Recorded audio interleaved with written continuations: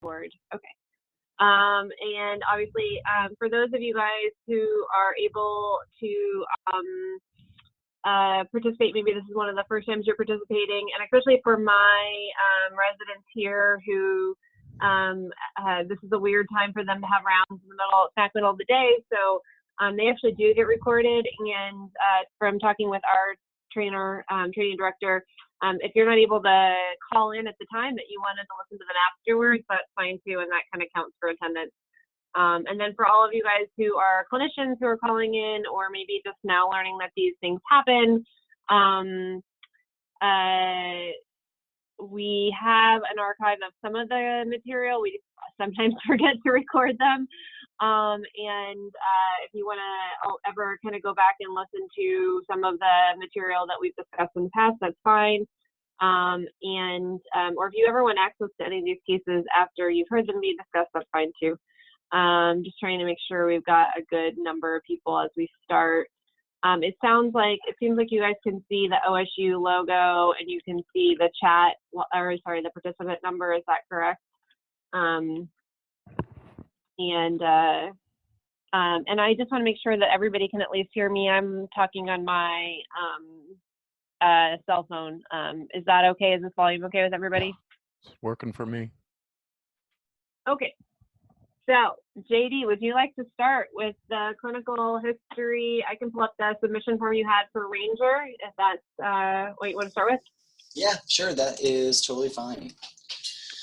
So Ranger is a 8-year-old, let me just make sure I'm not making that up, 8-year-old male neutered red bone hound. And he was referred over to our hospital for further evaluation. He had been seen the day before at his primary care hospital for hematochezia, vomiting, and when pressed, the owners report that he's actually been declining over the past 6 weeks, that his appetite was pretty picky. He's been losing weight. That seems to correlate during that time period, maybe a little bit longer than that as well too. When he was seen at the referring vet's office, they did some blood work to try to figure out why he's having a decreased appetite, intermittent vomiting, the hematochezia, and they found that he was quite azotemic, that his creatinine was 12.3, the BUN was greater than 120, the phosphorus was greater than 16, and mildly anemic with a hematocrit of 31%, normal white blood cell count.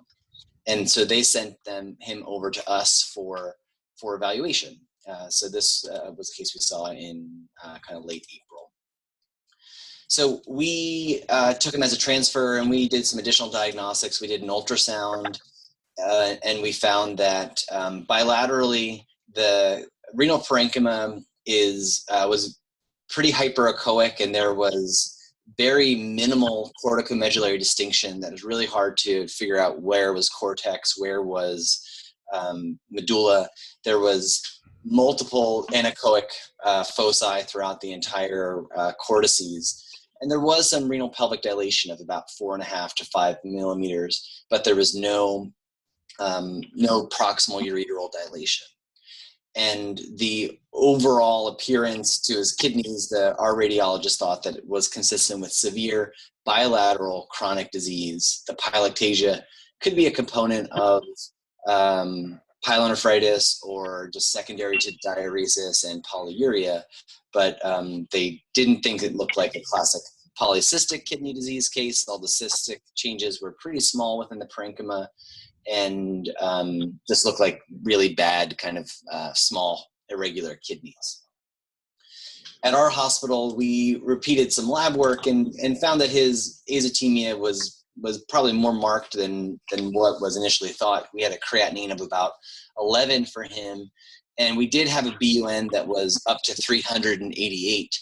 Now, I do think some of that was likely due to GI bleeding. I don't think that BUN was elevated just only due to the magnitude of azotemia. He was a bit muscle wasted, so certainly his creatinine could be underestimating the decrease in his GFR. I don't believe we have an SDMA on him. And he was minimally proteinuric. His UPC was 1.1, so certainly way more profound decreased GFR versus the amount of proteinuria that we're seeing. And on our urinalysis, we did not see any evidence of pyuria or bacteriuria. So I was really not that suspicious that he was going to have pyelonephritis as the cause, and I was more worried that he had end-stage disease. So we offered to treat him and likely doing dialysis to give him some time to see if he was going to recover, but my fear is that he was having chronic disease and he might not. And ultimately, when everything was put in front of the owners, they ended up deciding to euthanize him, to put him to sleep. And so they did not decide to go any further, but they were kind enough to let me harvest one of the kidneys and send it out so that we could try to get a little bit more information to figure out, can we put pieces of the puzzle together to try to understand what has been happening.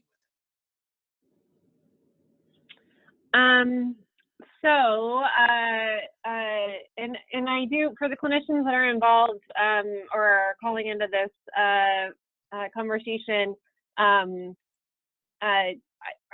part of our goal for this service obviously is diagnostics to impact patient treatment. So that's why it is run as a kidney biopsy service. But any of these cases in a scenario where you really just wanted to put more of the clinical data into some kind of integrated diagnostic final diagnosis for the owner, contact me, send me an email, tell me about the case, and most of I'm very happy to look at these tissues for you.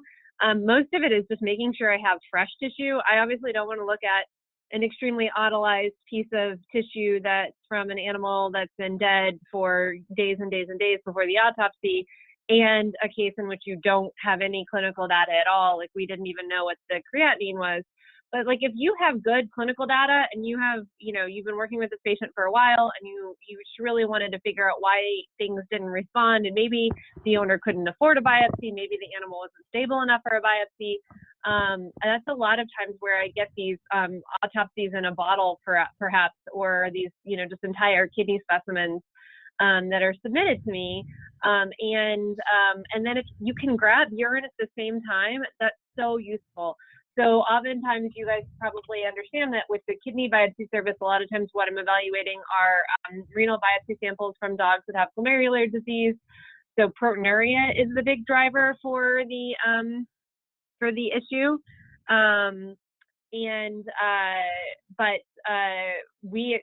So getting these samples from AKI dogs or CKD with, really good clinical history and clinical data, that's just kind of rounding out our archive so we can learn more about all these types of diseases and not just proteinuric kidney disease. So just send me an email if there's something like, give me a few clues to the case, get me interested in, and then usually we can figure a way for the samples to be evaluated, either, depending on the situation, whether it's just the histology that's usually always all that's needed. We may not need electron microscopy. In this particular sample, I know that some people are calling in and maybe not necessarily able to see all of the images. It looks like, it looks like, I think hopefully everybody can at least see most of the images. You guys should be seeing an H&E slide. This is an autopsy case, so it's a big piece of tissue. And I think you can even see at this magnification, and even when we were trimming the specimen, we saw these enormous holes or circular structures that are the cysts that were identified on ultrasound. And some of them are quite large, and to the point where I can look at it on the slide, and it's at least probably 5 millimeters in diameter. And I'm not sure how big the biggest one was on ultrasound, JD. Does that sound about right? I would say maybe up to 6 millimeters was maybe the largest one that we measured, but they were pretty diffuse, and many were quite smaller than that. Yeah, so that's exactly, and it's always the difference between microscopy versus versus the gross specimen and the ultrasound. So I remember you saying something about the cysts weren't large enough to be really having peak polycystic kidney disease on your list, and I agree. These are microscopic cysts. They're cysts that would be very pinpoint holes when you were cutting the specimen from. If you were to say do an autopsy on this case, they would be like these little kind of pinpoint bubbly appearance. But then when you look at them on the slide, they look enormous. But if you were to look at them in the dog, polycystic kidney disease cysts are centimeters in diameter, not necessarily these smaller little millimeters in diameter. And then the next thing that kind of grabs my attention is the basophilic aggregates. So that's going to be a whole bunch of inflammation we're going to see here. These large aggregates, and sometimes I think you guys can hopefully see the hand that I am showing on the screen. Yes. Okay, good. So these kind of aggregates are oftentimes radiating, so they seem to be near at least starting maybe at the corticomedullary junction, sometimes maybe even being at the outer medulla, and going towards the renal cortex. So we've got a lot of inflammation in here as well. We have these enormous cysts. And then we have a lot of eosinophilic material, and this material is going to be collagen, so we're going to have a lot of scar tissue in these kidneys. And then you can occasionally see a few areas of renal parenchyma that looks like it could have been more normal. So you actually have profiles of ducts, and you have glomerular structures that look like they could be more normal. And I think some of the reasons this tissue gets a little fragmented is there's some mineral in here, and so oftentimes when the microtome knife is going through mineralized tissue, it kind of disrupts and drags because it cuts across the mineral and it drags that through the tissue. And for example, one thing that can be a little subtle that you kind of have to be on the lookout for is see how a lot of the tubular basement membranes are pulled across and apart from the tubule epithelial cells, and the basement membranes are a little basophilic. So this is kind of mineralization of the tubular basement membrane profiles, again, because of this end-stage really advanced kidney disease.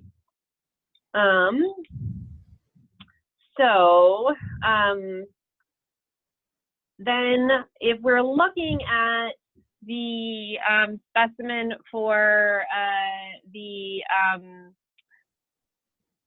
to try to figure out which compartment was maybe damaged first.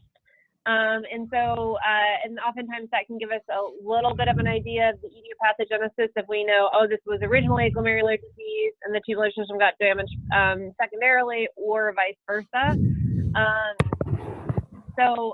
Sometimes, we have the benefit, or we have a good enough sample that we can identify that aspect. For this particular sample, all of the components seem to be scarred and have some degree of damage. So we have these things here, which are little tiny sclerotic glomeruli. And then this is a sclerotic glomerulus and a dilated Bowman's capsule. We have dilation of the tubular profile. So this is a very fresh specimen. I think it looks like on your submission form, JD, you said you did the postmortem pretty much soon after euthanasia. It says that the samples were in formalin within 20 minutes. So this kind of dilation let me move this participant thing out. This kind of dilation isn't secondary to autolysis. This isn't just the epithelial cells falling off the tubular basement membranes. These are actually pretty intact, they were viable at the time they were put in formalin, epithelial cells, and they have lost their brush border, and the lumen itself is dilated, probably because something is decreasing urine flow deeper in the renal parenchyma. And then the thing that happens is that for the people who are looking at these specimens and maybe aren't used to looking at a lot of kidney samples, they're going to come across glomeruli that look like this, and these glomeruli are large.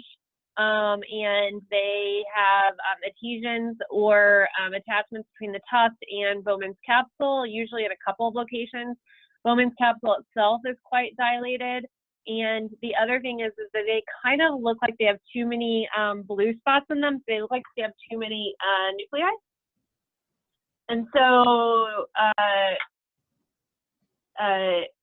for people with less experience, this kind of gets into being diagnosed accidentally as a proliferative or a membranoproliferative process. And that's actually incorrect. What's happening is there are too many cells. It is a hypercellular glomerulus, but the cellularity is almost always limited to the mesangial zones.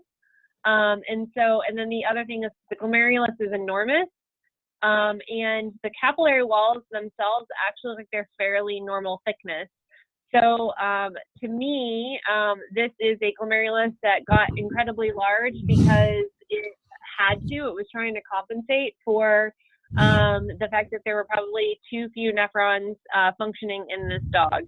And so we have compensatory hypertrophy. And when you have a glomerulus getting really large, it often also gets too many cells within the mesangial zones.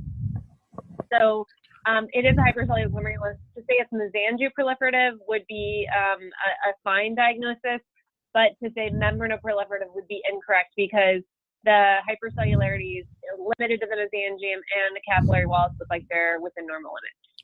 Rachel, for the novice pathologists, let me also point out that you're talking on the H&E, looking at the H&E about certain aspects that you're sort of mind's eye filling in that are actually better seen on PAS and I'm not complaining, but to really have a sense of where the cells are, look at the one stained with PAS and get be able to outline the basement membranes and things like that, and also the capillary wall thickness. So Rachel knows what she's seeing, even though she, it's sort of transposing the visual impressiveness of it from different stains. But to work it out in your own head, look at the different stains. That's how to learn it. Yeah. So, George is completely right. And so I kind of started with the H&E, and the PAS is usually which one I prefer to look at when I'm trying to evaluate glomerular appearance. So the mesangial zones, we usually say the maximum number of nuclei you can have in those areas is 3. So we get occasionally where we get some 4 mesangial cell nuclei. We hope, and then we look at the capillary walls, and this is a 3 micron, actually very well cut capillary wall, and they actually look fairly normal. These are podocyte nuclei out here. We prefer the PAS because I think it's clear to see this is podocyte nucleus, this is podocyte cytoplasm, and then this is the glomerular capillary wall. You can see a distinction between that staining, and that's why this is a very helpful stain for us to assess capillary wall thickness and capillary wall architecture. And the silver stain will also be very helpful. I think this one actually, we're having some timing issues when we're incubating our silver stains. Our silver stain, I think, got a little bit overstained in this particular case. But the PAS is quite nice to look at the capillary wall thickness. So I tell my residents every time they are looking at a kidney for a biopsy sample, or even when they're looking at a kidney from a board's perspective, that they need to give me an estimate of how many glomeruli are non-functional. So how many of them are globally sclerotic? And so here are 2 globally sclerotic. They're almost like literally only have 15 cells total in this glomerular tuft. And the PAS is a very easy way to pick up which ones are sclerotic glomeruli versus which ones are just little, if it was just fibrosis from collagen, from interstitial fibrosis, it would stain like this. But this is the type of way that base membrane collagen stains on the PAS. So I expect them for a biopsy perspective or from a board's perspective to at least give me an estimate. Is it 10% of glomeruli that look like this? Is it 50%? Is it however many percent? In this particular case, when I did my count, 80% of the glomeruli looked like this. So if you guys who are clinicians realize I'm saying that 80% of the glomeruli are probably non-functional, then you already kind of know why this dog ended up being euthanized and was not necessarily able to improve even after additional treatment. So here, again, more globally sclerotic glomeruli, they just pop out with this stain. These globally sclerotic glomeruli that you might accidentally say, if you were looking at the H&E, they would blend in with the background interstitial collagen. These guys really pop out when you're using the PAS. And then again, here's another just enormous glomerulus. He had to get very large to compensate for the fact that there's a lot of nephron loss.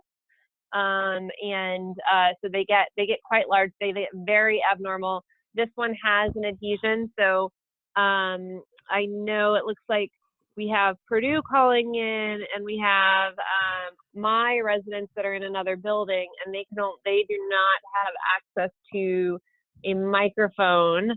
So they know what this lesion is. This is an adhesion between the glomerular tuft and Bowman's capsule, so that's the synechia. And I want them to type into the group chat what happens to result in a synechia formation, and they're going to type it in right now.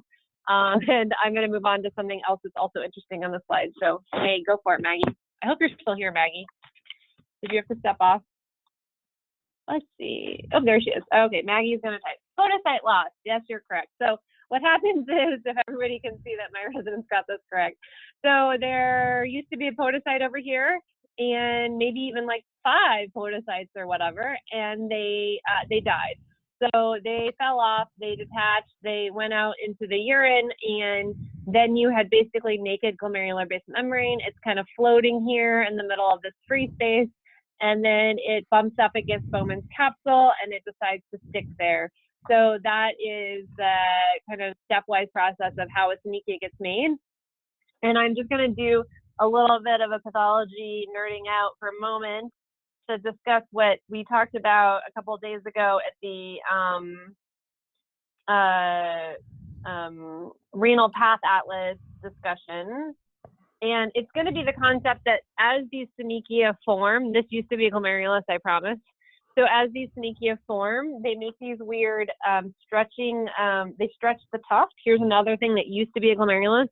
So you can imagine there's probably a synechia here, there's probably a synechia here, et cetera.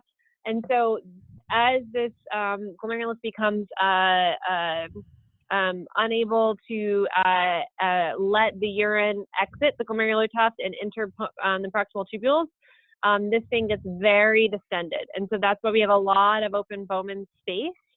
And so we even talked a lot about how the proximal tubule, which might have been this for this guy, they actually can detach from the junction to Bowman's capsule. And so they lose this attachment. And then they become 2 isolated structures. What that means is that as this glomerulus continues to filter, it's still filtering blood. All the filtrate gets into Bowman's space, but now it can no longer leave into the proximal tubule. And so Bowman's space continues and continues and continues to dilate.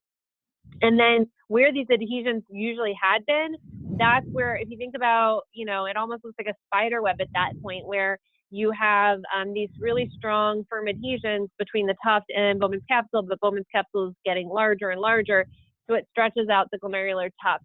And you can see these very, very atypical looking glomeruli with with these little, almost like little extensions all throughout Bowman's capsule. Were you going to add something to that, George?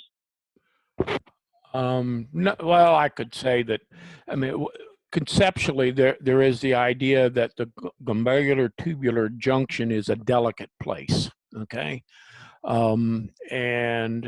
There's, having looked at kidneys for a while, one gets an impression that there are changes that sort of begin at the tubular pole, if you will, of the glomerulus in many different situations, in periglomerular fibrosis and whatnot. And of course, the epithelial cells that are the tubular lining, proximal tubule lining, are contiguous with the epithelial cells just inside Bowman's capsule that are, if you will, the parietal epithelial cells of Bowman's capsule, and of course a different phenotype, but they've got to be close relatives where they are. And so there's just the idea that the glomerular tubular junction is maybe predisposed to damage in ways that the rest of the tubule isn't, at least in certain circumstances. And the other point is that in any, however it comes to pass, there is this concept of atubular glomeruli, and once the junction is damaged or becomes non-functional, you end up with trying to filter into a glomerulus or through a glomerulus into a closed chamber that is now Bowman's capsule without an outlet, and that may lead to some of the glomerular tubular, excuse me, the cystic glomerular atrophy that characterizes the lesions oftentimes. And finally, going back to that hypertrophied glomerulus and, quote, the loss of podocytes, another concept is that the enlarging glomerulus, the ability of podocytes to replicate and become more numerous and spread themselves out over the, if you will, the increasing acreage of capillary wall outside may be limited, and you end up with potentially barren outside of capillary walls, tubular, glomerular basement membrane, and that if it comes to Bowman's capsule, sticks to it and forms a synechia. So it may not be necessarily absolutely loss of podocytes as it is podocyte failure to keep up with the hypertrophy. Yep, exactly. The other kind of interesting thing about this case, is the concept of, and I hope you kind of saw as I was going through the other slides, just as we were kind of speaking about that, is that there are the large cortical changes, and they're quite impressive, and they get you, interested. You can see the cysts already. And then I always have to remind my residents that you just have to make sure the papilla is there when you're doing an autopsy specimen. And you really need to make sure you need to see if it's normal and if it was included in the section. So this one, we actually have pretty good papilla. We have urothelium that's lining it. It looks a little blunted, I'll be honest. And this is renal, pelvis, wall urothelium. And you can already see that the collecting ducts are also very dilated. So this whole distension and cystic change is actually full thickness. It's throughout the course of the nephron. It's not just Bowman's capsule. It's all segments of the nephron have some degree of dilation and distension. And so it's, there's plenty of different reasons why you might have only dilation of Bowman's capsule, but when you start to see that pretty much anytime you look at a segment of the nephron, there's at least an example of mild to maybe even moderate dilation. And so when I was doing my due diligence to check out to make sure papilla was represented in the slide, I was able to catch this little lesion. Now, we don't have the whole segment here on this particular wedge, and it very well could be that there's probably even better representations of what's going on in the paraffin block still. But we're looking here, this is collecting duct, probably like a medullary collecting duct going out towards the exit route. And you guys can see a lot of basophilic nuclei that are hanging out in the lumens of these collecting ducts. So to me, this suggests that in addition to having really bad cortical damage, having glomerular damage, having a lot of glomerulosclerosis, we also have evidence of inflammation within the ducts and within the renal papilla as well. And so when that happens, oh, I see that Dr. Nabity has also joined us, and Dr. Hokamp also just walked in at the exact same time. Creepy. So we have this debris. So these are actually a lot of times polymorphic nuclear cells. I see the lights pop up. So there's inflammatory cells, neutrophils that are coming in here. You guys can clearly see this. I just love this picture. You can clearly see that these polys are coming from the peritubular, periductular capillaries and deciding to cross the ductular basement membrane to get into the lumen. So this, by definition, is evidence that there is pyelonephritis. Now, I don't know if this was only pyelonephritis to begin with, or whether or not this was a damaged kidney that then was more able to, was more sensitive and possibly got damaged by reflux. And the pyelonephritis is a secondary lesion. It's very possible, but there is at least still ongoing papillary damage. And there's the very bad damage in the cortex and throughout the renal parenchyma. I did not see bacteria in pyelonephritis, even having the inflammatory cells here. We oftentimes might not be able to catch bacteria, or it could be that the inflammatory cells are actually just responding to a noxious agent. So sometimes when urine gets refluxed back into the kidney and causes a little bit of leakage into the renal interstitium, you're going to have a lot of inflammation secondary to that too. So it may not necessarily be infectious pyelonephritis, but we at least meet the criteria of having inflammation in the renal papilla. And so that suggests that there was, at least at some stage in this dog's life, degree of pyelonephritis. I bottom lined this as a kind of nephropathy characterized by, which I know a lot of people hate that diagnosis. What did I call it, JD? Let me open up the report 1 second. We did not do immunofluorescence. We only had formalin fixed tissue, and we did not do EM on this. So I said nephrosclerosis with 80% global glomerulosclerosis. Nephrosclerosis just literally meaning the entire kidney is scarred. If I think that the vasculature is scary and also damaged to the same degree or to a similar degree, then I'll call it arterionephrosclerosis. But nephrosclerosis being that the entire kidney scars, we've got 80% global glomerulosclerosis, we have segmental glomerulosclerosis, we have cortical cyst, tubular degeneration, and then we have the pyelonephritis. And so it's hard because of the chronicity of this lesion to figure out which came first. I would favor that the tubular interstitial disease was primary. I don't know. I think I would favor that the tubular interstitial disease was primary because of the proteinuria being still so mild. Although our counter argument to that is that if it had been primary glomerular disease and then it was in an end stage, oftentimes the UPC decreases. George, do you have an opinion? Well, the way to get a lot of protein in the urine is to have a lot of filtrate, and there's not a lot of filtrate, and there's very few filters left. So, but I share your view that this is probably more a primary tubular interstitial injury, leading into obsolescence of lots and lots of glomeruli.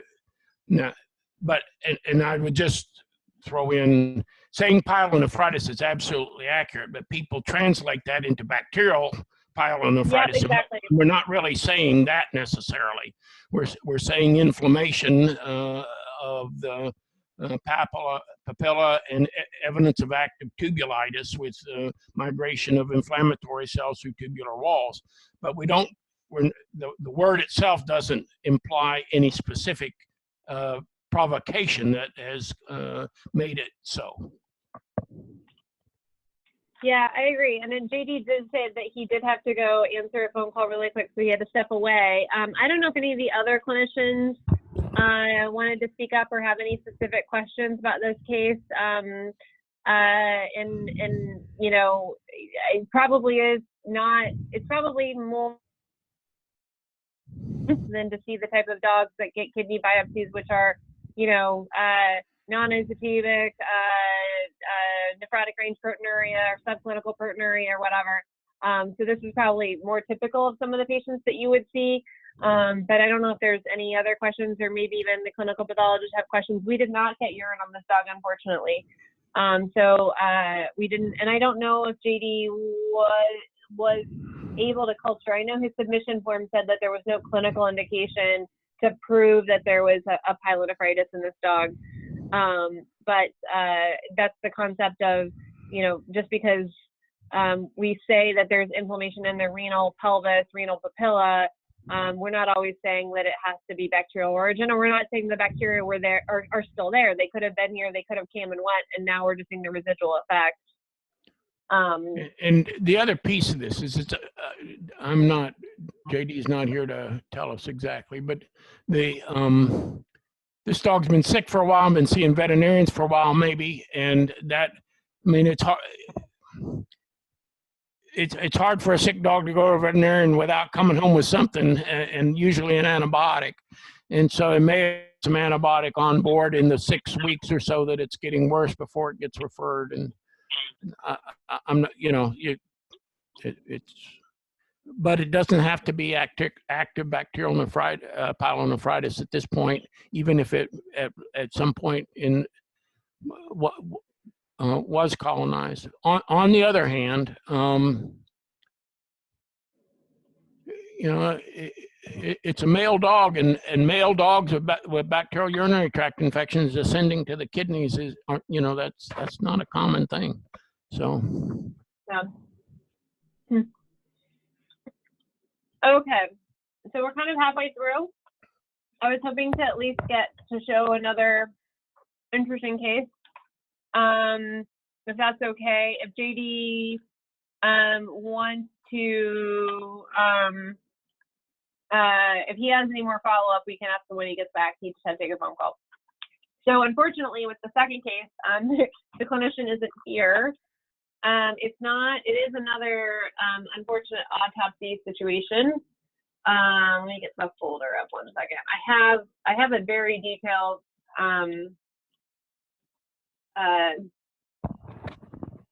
discussion for this case. Let's see. 1 second, George. It's the here it is. Okay. So this case was a dog that was owned by a veterinarian, and I'm gonna so this is kind of the history that we were given. It's a dog that lives in the West Coast, and so there was a lot of stuff going on with this dog. It is kind of the question of the clinical data doesn't always fit with what we're seeing on histology. So this dog had been previously healthy. He was, you know, 6.5-year-old lab retriever. He had always had kind of normal blood work, the high end of reference range for serum creatinine, and then he was able to concentrate his urine, and then he I think was probably in the history that doesn't seem to be on here is I think he did go kind of on vacation. Oh yeah, here it is. He'd been at the owner's rural property in the pond for a few days, but his leftover vaccines were up to date. And then after that, he developed acute onset of anorexia and vomiting. And so they brought him in, and he had azotemia, hyperphosphatemia, and proteinuria. He had some casts, and he had hypoalbuminemia. And so his screening test for lepto was negative at that time. He went for hospitalization, and I think eventually he got onto dialysis. He did have antibiotics, and his fluid rate kind of was difficult to, he basically was becoming edematous.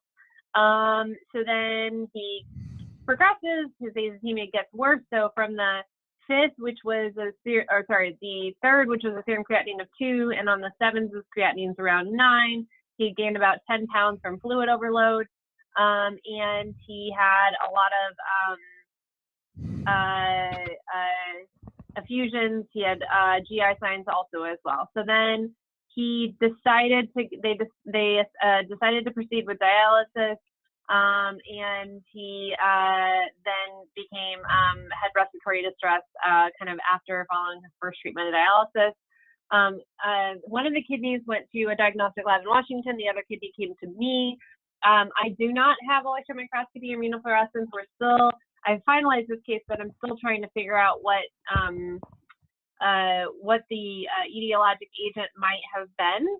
So I will show you, I'm just going to show you the H&E first.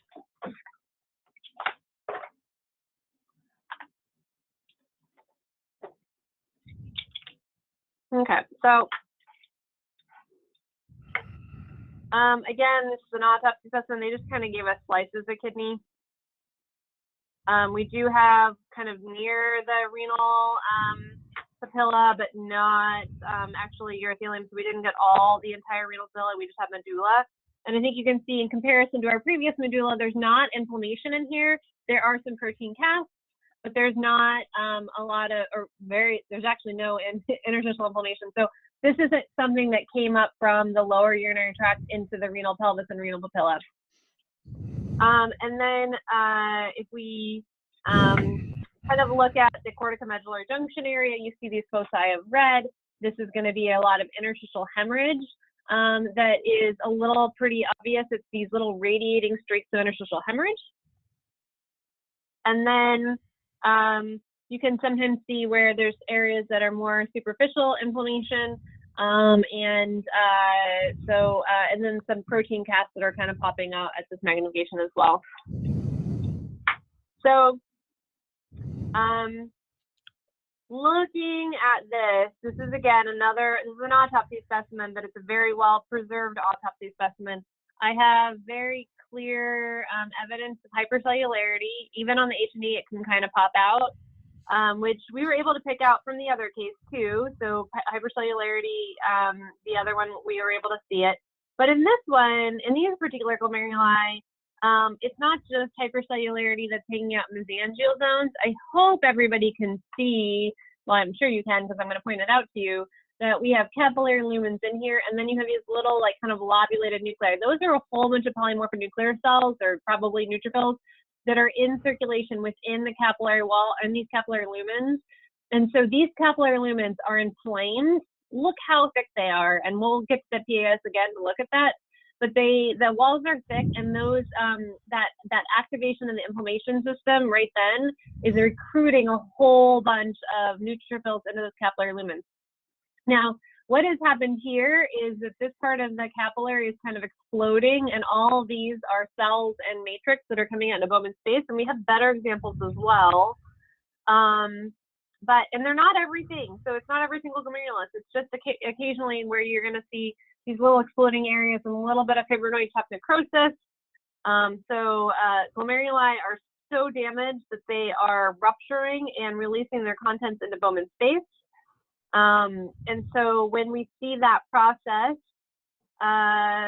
residents over in VMAB, you have glomeruli that are glomerular capillary loops that are exploding and releasing their material into Bowman space. And what does that end up causing when you have inflammation coming in here into Bowman space? I'm waiting for your answer, people over in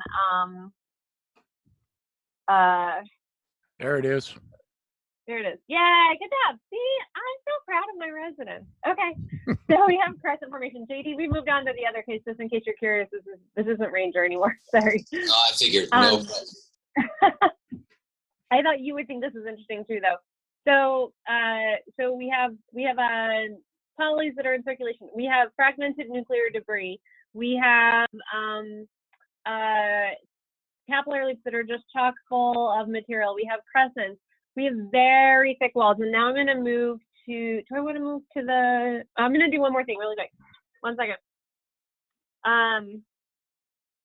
If we're looking at the vascular pole of these glomeruli, you can see, sorry, 1 second, sorry. You can see that the vascular pole has fibrin and red cells that are coming out and exploding from the vascular pole.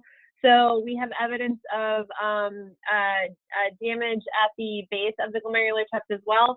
And so oftentimes we can see that that fibrinoid vascular necrosis in the glomerular tuft. We can see it in the afferent/efferent arterioles as well that are going to the glomerular tuft. And so that is another feature of this process. And then we have protein casts. Some of these are actually, so here's the difference between a protein cast, which is just a whole bunch of proteinaceous fluid. We have cellular casts, and just trust me, these used to be cells. You can see that little bit of granularity, so that's dying cell cytoplasm. I guess if you compared this material to this, that is the cytoplasm of an epithelial cell. So these are dead epithelial cells that are basically making these almost like coagulum that is getting removed out into the urine. Some of them are starting to mineralize. We have mineralization as well. So in addition to having glomerular injury, we have really bad tubular interstitial injury and tubular interstitial degeneration, necrosis, and mineralization. This isn't bacteria. This is just mineral. It's kind of variable in size, and some of it is quite dense, and some of it's quite loose. And so this used to be and they're all kind of admixed with this pink coagulum. So this used to be epithelial cells that have now degenerated and died through mineralization. And lastly, we have a little bit of interstitial inflammation. It's actually not as prominent nearly as the tubular interstitial degeneration necrosis. That's pretty extensive, whereas the inflammation is more limited in distribution. And then I'm going to show you the checker. So when I'm looking for crescents, so I'm looking at crescents. The diagnosis, if you have a lot of crescents, we often talk about being a crescentic glomerulonephritis. And crescents are, they're easy to see with the H&E. They kind of lose their impressiveness on the PAS because they often have, they just kind of look really pale on the PAS. They do look bright red on the trichrome because of all the fibrin. And so we'll find out a couple of them in here. So you can see all these orange areas here because that's fibrin. Where's the really pretty one? Here's the gorgeous one. All right, so we've got this whole area that's like ruptured, and all this is either fibrinoid tuft necrosis. Fibrinoid meaning it looks like fibrin, but it may not necessarily just be fibrin. And some of it probably is fibrin, and it's kind of exploding into Bowman space. The other kind of interesting thing that you can see on the trichrome is that it's something you have to see it. Hi, Mag, and I'm trying to get a pretty one to show you. So here's probably more of a crescent, and then you can see this bright red material, and you can see it right next to the blue of the glomerular base membrane. So those are probably, I think, probably large immune complexes. I don't have an EM for this case, but to me, the way it's almost looking like a wire loop or like a Highland thrombus in a really bad immune complex disease. I think that's what that is. And again, I definitely need EM to do this. I've asked them to send me fluoraldehyde fixed tissue, which they have available, but they're not sure if they wanted to pay for the EM, given that it was an autopsy specimen, and they aren't sure of the initial cause for the disease. So in my perspective, this is a crescentic glomerulonephritis. I think it's proliferative. I think that there is the potential that a lot of this is being driven by immune complex deposition. I think that there is also really bad vascular pole injury with a lot of fibrinoid necrosis of the afferent/efferent arterioles. There's tubular degeneration, there's tubular necrosis. This could be the longest morphologic diagnosis you could possibly come up with if you wanted to. I don't think it's ascending inflammation or ascending pyelonephritis. I will show you some urinalysis pictures from this case that Dr. Hokamp took for me. Oh, the granulars, okay. The granulars, yeah. So we have so they did send out, they did send urine. Granted, it was urine that they had taken, like, I think a few days before the dog died, and then it had sat in the fridge for a while. So it's very contaminated, full of bacteria and yeast. But there are still casts that were being preserved in the urine. So the ATN is pretty impressive. The diagnosis that you're working with, based on kind of the clinical history and based on the first impression from the pathologist in Washington, is that this is leptospirosis. And I have made my opinion strong and loud that if this is leptospirosis, it's the weirdest reaction to leptospirosis I've ever seen in my entire life. And that this fits more with a crescentic glomerulonephritis. I asked about possibility of tick exposure. They never saw a tick on the dog, and it's in the upper West Coast, so they don't really see a lot of borreliosis. Doesn't mean it couldn't be anything else. They did do a 40X, that was negative. But it doesn't mean that this couldn't be an autoantigen that this thing is reacting to. And I did put on the ACVNU West listserv that question of, is there somewhere where people see lepto that results in really bad glomerular disease? And it sounds like JD was the one person who responded about the possibility of having proteinuria in a lepto dog. Do you have any other thoughts, JD? I'm putting you on the spot, sorry. I'm not sure, maybe you had to leave again? Oh, yeah, and so, yeah, let me comment about it, okay? Rachel? Yes, please. All right, so number one, and I welcome JD's opinion as well and would defer to it, but there was a time when I was a clinician and saw these cases, and I agree with the clinical bias is to leptospirosis, because if just across the board, acute nephritis in a dog, the differential diagnosis is leptospirosis, and then other. And it's so commonly or more likely to be lepto than anything else that people tend not to think of acute pyelonephritis or acute glomerulonephritis or an acute eosinophilic interstitial nephritis like a methicillin drug reaction or any of those other uncommon things, but they do occur. Yeah, okay, and so this probably is the exception that proves the rule, if you will. Now, it's a very bad glomerulonephritis, bad in the sense that it's acute and very destructive to capillary walls and this sort of thing. It doesn't necessarily imply any particular antigen. It doesn't necessarily imply any large antibodies or anything else. It's the intensity of the tissue damage, complement mediated and other tissue damage incited by the immune complex disease. And acute glomerulonephritis occurs. It's just not what we usually see in dogs. We usually see subacute to chronic glomerulonephritis, and people tend not to think of it. The second thing is, if you read through the clinical summary carefully, this dog had proteinuria and was still maintaining some urine concentration and was so predisposed to fluid retention that they just started IV fluids and the dog blew up, like a balloon, right? And that leads to me to mention glomerular tubular imbalance. When there's a really abrupt damage to the glomerulus, but some preservation of tubules, what happens to begin with is that the tubules, you don't get a diuresis when you give them fluid. You actually get fluid retention. The fluid retention in the distal nephron is happening as part of the disease. Hypoalbuminemia is partly delusional because they're not excreting the fluid, okay?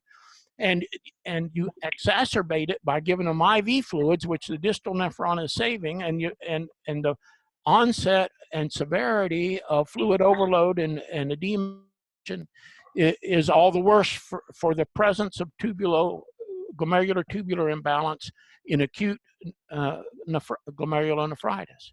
And that leads, think of the swelling of this dog that they described, swelling of its face, swelling of its legs, fluid.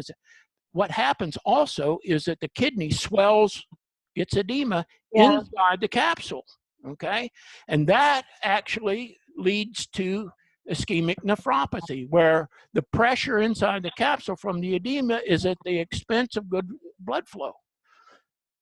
People who do dialysis for a living will talk about anuric dogs who are sent to them in fluid overload, and they do dialysis partly to remove toxic waste, but also with the settings on the dialysis machine to remove remove the fluid. And when they get the fluid overload off, all of a sudden you get an abrupt onset of a diuresis. And they attribute that to decompressing the kidney and getting blood flow and urine flow through it and whatnot. So part of this dog's acute tubular necrosis as a lesion at necropsy is potentially attributable to ischemic nephropathy superimposed on the glomerular disease during the period of fluid administration and fluid overload and things that go with that. And but you know, there's the idea of and I just don't think that the leptospirosis is why this dog is sick, even if there's a leptospira in it somewhere. There is just not the degree of inflammation. Now, I have seen dogs with leptospirosis that had UPCs. One that survived had a UPC of 8 upon admission, and one that died had a UPC of 40. But what I think happens with at least some of them is that it's not glomerular really, and it's the UPCs of 8 and 40 are too big to be just tubular damage. But real bad leptospirosis is a very inflammatory interstitium and tubular damage. And what I think happens is the exudation into the interstitium with the proteins in the inflammatory reaction and the change in vascular permeability in the interstitium damage tubules. And what washes down is the proteins in the inflammatory material from the interstitium into the tubule and then wash down and gets that high UPC. And you'll see it when the leptospirosis causes inflammatory detritus to show up in the urine. And do you also think part of the UPC could be decreased creatinine excretion with the acute disease as well? Well, it's contributing, certainly. Rachel, do you can you remind us, were there casts in the urine on the very first urinalysis that was performed before fluids were given? Let me look. Yeah.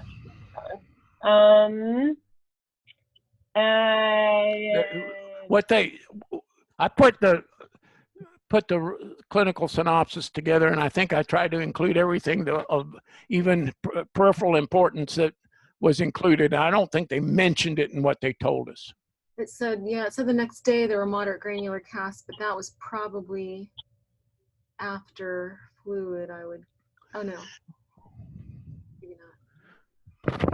Yeah, even before fluids, it sounds like there might have been granular casts. Or that there were granular casts probably before fluids. Well, the glomerular damage is enough to be damaging tubules downstream. I think it just made the fluid overload has the potential to make it worse and make the ATN in this kidney is impressive in its extent and severity. Well, and I know we're wrapping up. We're getting close to 1. I did want to show everybody the Worsen story. I didn't run this. This was run by on the kidney that was sent to Washington. I've talked to that pathologist. It's not the University of Washington. It's actually like a diagnostic lab that apparently does kidney biopsy. I don't know. In there. So she said they see lepto a lot, and she said that they found this, but she said you had to hunt for them, whereas when she sees her normal lepto cases, they're actually quite prominent and common. So she said, yeah, like she was like, well, I thought that the reason that there weren't as many organisms was because it had been on antibiotics. And then again, she saw the inflammatory cells and glomerular capillaries. She didn't really give that much weight to that. And I kind of walked her through why this was truly a Crescentic GN.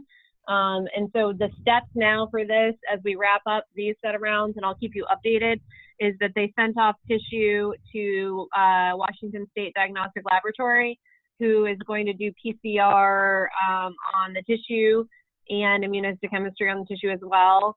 to see if there really truly were leptoorganisms in the specimens. And like I said, the lepto titers that they had run on this dog, they never really got convalescent titers because this dog progressed so rapidly, but the lepto titers that they did get were kind of in the, well, the dog had been vaccinated range, so it was the borderline. It wasn't, you know, super, super high lepto titers. So the serologies don't really give us enough things to hang our hat on. And then lastly, just because I want to promote that my residents are super smart, they made the comments about thrombotic microangiopathy, and you're completely right, Maggie. That's exactly what's going on here as far as the vascular pole injury, and I don't know if this is the glomerulus that has it, but when you have really bad endothelial damage, you'll have that fibrinoid necrosis of the vascular pole. And so we have that as kind of being the lesion that would be endothelial damage, whether it's glomerular endothelial damage or arteriolar endothelial damage. We can put that diagnosis of TMA. I chose not to use it in this particular case. I'm really hoping we can get EM on this dog eventually. And so I really want to know I'm just hoping that the endothelial cells will be gorgeous on EM, and I can see that loss of fenestration and that endothelial damage, then to truly say that there was a TMA superimposed on an immune complex disease. I've not seen TMA be this hypercellular in dogs. Let me say, I've not seen standalone TMA without immune complexes be this hypercellular. So because I'm still waiting and hoping that they're going to decide to call me back and say, yeah, let's go and do the EM, I kind of want to get that perspective before I put that tag on it. But it is 1:02. I actually have another meeting that started 2 minutes ago. So if you guys don't mind if I sign off, I think this is a good turnout. I'm happy that people came in. Thank you, Rachel. Yeah, thanks, guys. We'll send out another invite for next month. Thanks, guys. Thanks. Bye.